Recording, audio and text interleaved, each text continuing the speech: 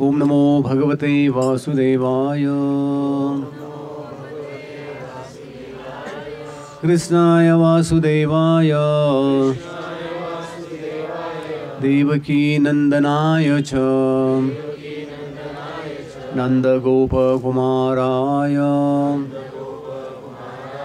गोविंदाय नमो नमः।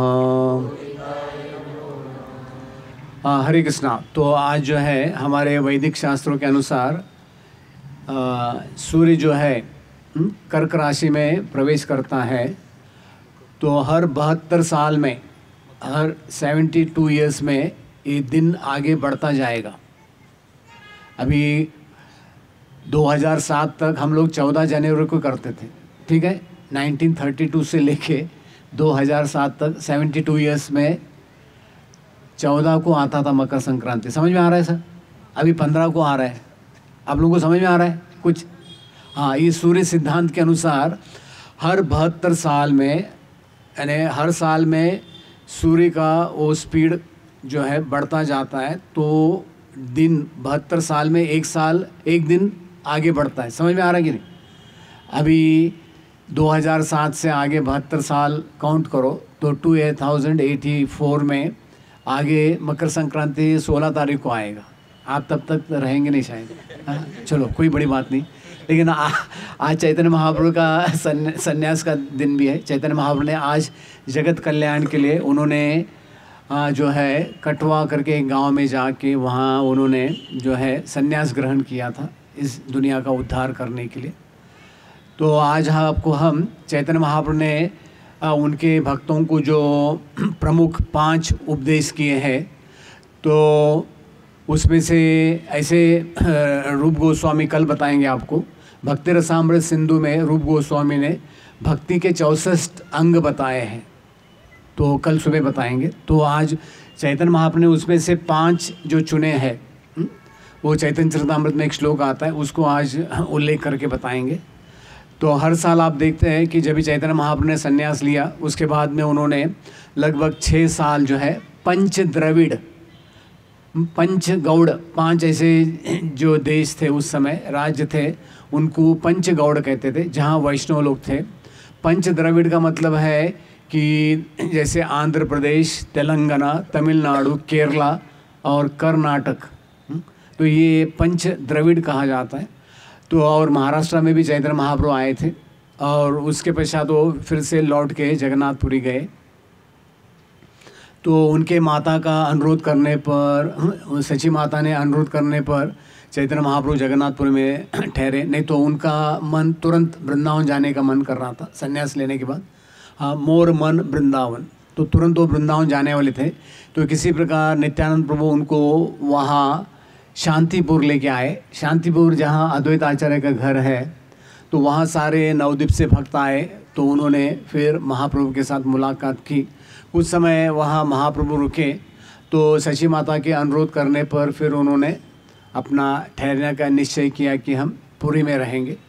तो अगले 18 साल आप देखते हैं कि चैतन्य महाप्रभु के पार्षद यहाँ नवद्वीप और अन्य जगह से, श्रीखंड वगैरह अलग अलग जगह से वो क्या करते थे, 4 महीनों के लिए जगन्नाथपुरी जाते थे। आजकल 1 हफ्ता भी मिल गया तो बहुत है साल में, है कि नहीं, कहीं यात्रा करने के लिए। तो उस ज़माने में बंगाल से जगन्नाथपुरी जाने के लिए लगभग 1 महीना लग जाता था। तो चैतन्य महाप्रभु के एक पार्षद थे, वो सबकी सारे भक्तों का रास्ते में जाने का, खाने का, रहने का व्यवस्था करते थे। और इस प्रकार सारे भक्त जगन्नाथपुरी में 4 महीने रहते थे। उसी समय रथ यात्रा भी होती थी। और उसके पश्चात जब भी वो लौटते थे अपने घर के लिए अगले 8 महीने के लिए, तो चैतन्य महाप्रभु से भी मुलाकात करते थे। तो चैतन्य महाप्रभु जो जिज्ञासा करते थे कि हमें अपना जीवन कैसे व्यतीत करना चाहिए। तो ऐसे अलग अलग प्रसंगों में चैतन्य महाप्रभु ने उनको अलग अलग आदेश दिए थे। लेकिन एक प्रसंग आता है जिसमें चैतन्य महाप्रभु ने उनको 5 प्रमुख ये बताए थे कार्य उनको करना है। साधु संग नाम कीर्तन भागवत श्रवण मथुरा वास श्री मूर्तिर श्रद्धा या सेवन। तो ये बंगला भाषा में है।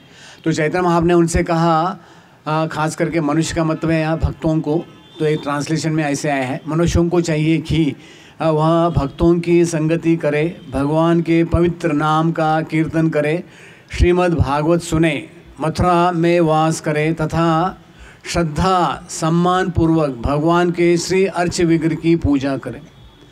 तो यहाँ श्रद्धा सम्मान पूर्वक ये हमें याद रखना चाहिए। तो ये कल आपको बताएंगे भक्ति के 64 जो अंग है, रूप गोस्वामी ने भक्ति रसामृत सिंधु में उनका वर्णन किया है। कल आपको हम इसको भागवतम क्लास में बताएंगे। तो अभी यहाँ ये 5 कार्य कैसे करना चाहिए, संपूर्ण श्रद्धा पूर्वक करना चाहिए। समझ में आ रहा है? श्रद्धा पूर्वक। तो धर्म के जो है 4 खंबे हैं, जैसे ये अभी ये आप देख रहे हैं 4 जगह, इसका कोई खंबा है नहीं, चलो जो भी है एंगल होगा अंदर से। तो कोई भी एक घर बनता है आजकल, कोई बिल्डिंग भी बनता है, तो उसके पिलर्स होते हैं, नीचे एक बेड डालते हैं, फिर ये 4 कम से कम 4 पिलर होने चाहिए उसको अगर बिल्डिंग खड़ी करनी है। तो धर्म के 4 खंबे हैं, कोई बता सकता है धर्म के 4 खंबे? हाँ बता दो। पवित्रता, हाँ सत्य, हाँ सत्यता, तपस्या, हाँ हाँ और दया। दया, हाँ हाँ चलो अच्छा है। हाँ तो यहाँ अब आज जो श्रद्धा है, ये जो है 4था पैर है। अभी कलयुग में जो भी हम देख रहे हैं कि धर्म का 1/4 अंग बच गया है, तो बाकी अंग जो है वो निकल गए हैं। तो आज भी लोगों के अंदर श्रद्धा है। समझ में आ रहा है श्रद्धा? तो अभी आजकल आप मोबाइल का ज़माना है, आप कहीं भी ट्रैवलिंग करते हैं, बहुत सारा काम आप जो है विश्वास से करते हैं। तो श्रद्धा यानी विश्वास एक जैसी है। तो प्रभुपाद जी भगवद गीता में एक बहुत सुंदर श्लोक है जिसके अंतर्गत कृष्ण भगवान बताते हैं, अश्रद्धाधान पुरुषस्य धर्मस्य परंतप अप्राप्य माम निवर्तन्ते मृत्यु संसार वर्तमनि। तो पहले हम प्रभुपाद जी इसमें तात्पर्य में क्या बताते हैं वो भी थोड़ा आज समझने का प्रयास करेंगे। तो कृष्ण भगवान बता रहे हैं, जो लोग भक्ति में श्रद्धा नहीं रखते वे मुझे प्राप्त नहीं कर पाते, अतः वे इस भौतिक जगत में जन्म मृत्यु के मार्ग पर वापस आते हैं। तो श्रद्धा होना बहुत ज़रूरी है भक्ति में।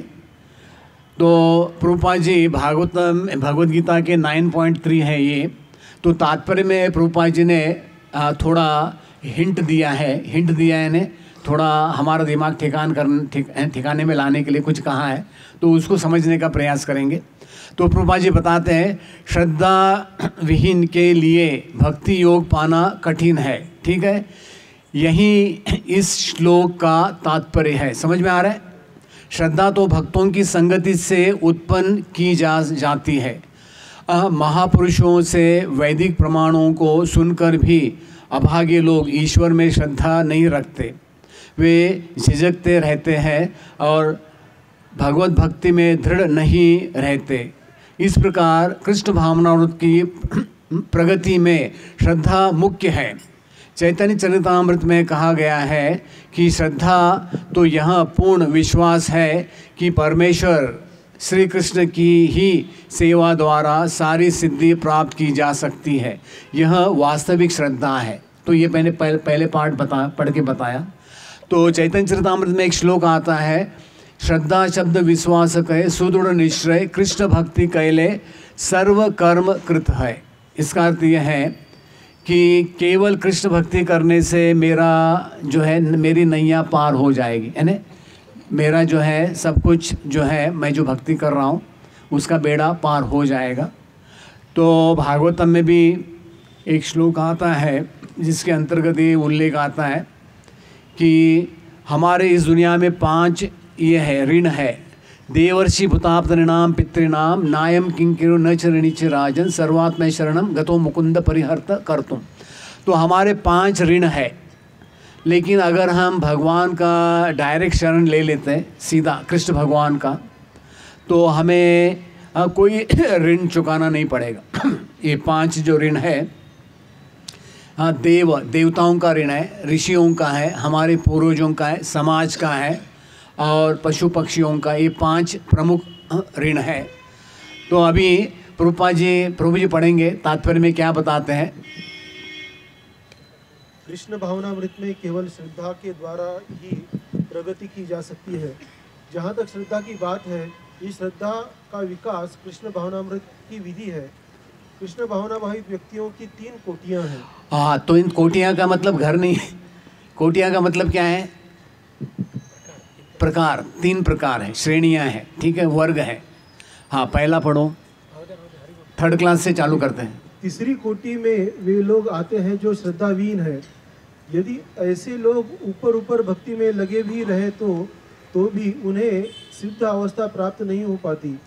संभावना यही है कि वे लोग कुछ काल के बाद चले जाते हैं। वे भले ही भक्ति में लगे रहे, किंतु पूर्ण विश्वास तथा श्रद्धा के अभाव में कृष्ण भावनामृत में उनका लगा रह पाना कठिन है। हाँ, तो आप देखेंगे आया राम, खाया राम, गया राम। तो इस्कॉन में हर 4-5 साल में नए नए लोग दिखाई देंगे। अभी मैं आप लोगों को यानी यहाँ टेस्ट नहीं लूँगा, तो ऐसे पुराने बहुत कम लोग रहेंगे जो इस्कॉन में बने रहेंगे, ठीक है।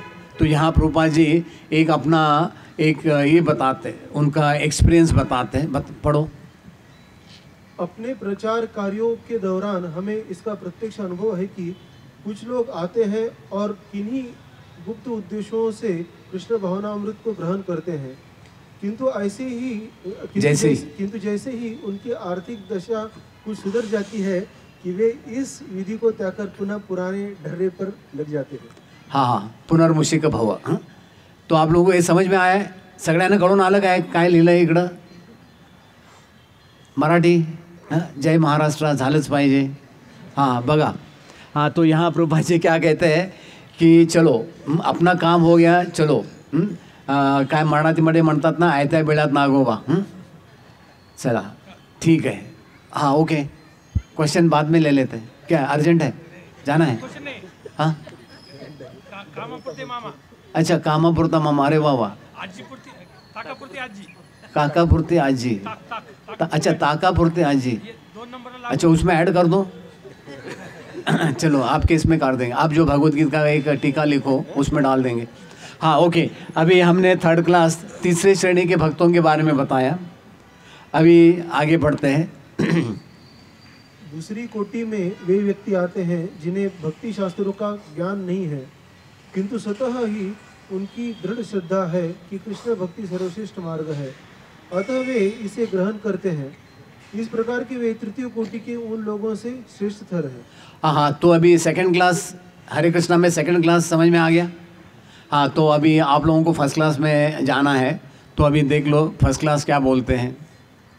जो व्यक्ति भक्ति साहित्य में निपुण है और जिसने दृढ़ श्रद्धा की अवस्था प्राप्त कर ली है, वह कृष्ण भावनामृत की प्रथम कोटि का व्यक्ति कहलाता है। हाँ, तो इस प्रकार जो है प्रभुपाद जी एक बहुत अच्छी कथा बताते हैं। आप लोगों ने कभी सुना होगा भागवत प्रभुपाद जी का हिंदी कथा में। तो एक गांव में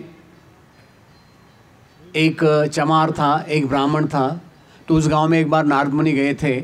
तो नारद मुनि पहले वो चमार के पास गए, मोची। तो वो मोची ने उनका स्वागत किया, बैठने के लिए दिया। और नारद मुनि ने कहा कि कैसे चल रहा है, सब ठीक? हाँ, उन्होंने कहा चल रहा है आपकी कृपा से। तो नारद जी ने कहा कि मैं कुछ दिनों के बाद वैकुंठ जा रहा हूँ, कुछ लेटर वगैरह देना है आपका, रिटर्न डॉक्यूमेंट।